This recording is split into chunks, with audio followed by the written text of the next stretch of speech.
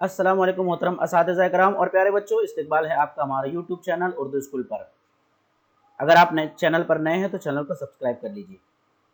جماعت ہفتم مضمون اردو سبق نمبر 10 شیخ الہند مولانا محمود الحسن، اس سبق کے سوال جواب آج ہم دیکھنے والے ہیں۔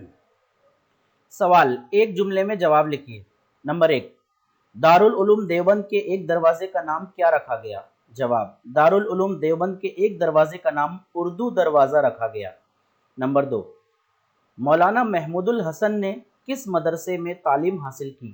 جواب، مولانا محمود الحسن نے مدرسہ دارالعلوم دیوبند میں تعلیم حاصل کی۔ نمبر 3، مولانا محمود الحسن نے کس خیال کو اپنی زندگی کا مقصد بنایا تھا؟ جواب، مولانا محمود الحسن نے انگریزوں کو اپنے ملک سے نکالنے کے خیال کو اپنی زندگی کا مقصد بنایا تھا۔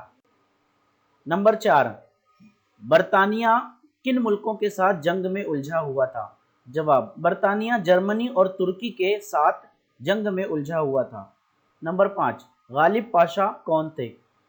جواب، غالب پاشا حجاز کے گورنر تھے۔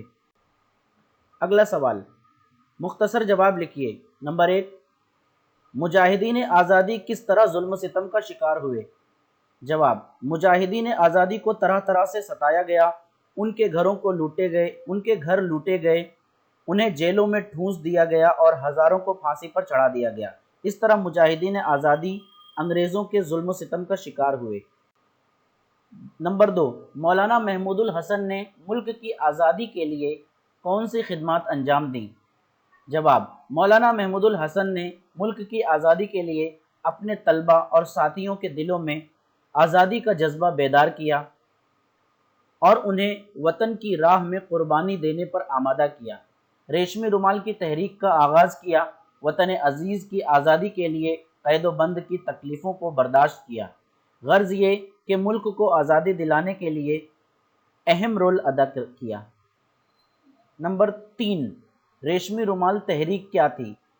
جواب، انگریزوں سے ملک کو آزاد کرانے کے لیے مولانا محمود الحسن نے ایک تحریک چلائی۔ اس تحریک کے پیغامات کو بھجوانے کے لیے ریشمی رومال کا استعمال کیا گیا، اس لیے اس تحریک کو ریشمی رومال تحریک کا نام دیا گیا۔ یہ تھا آج کا سبق، امید کرتے ہیں آپ کو پسند آیا ہوگا۔ پسند آیا تو لائک کیجیے، شیئر کیجیے اپنے دوستوں کے ساتھ۔ چینل پر نئے تو چینل کو سبسکرائب کر دیجیے۔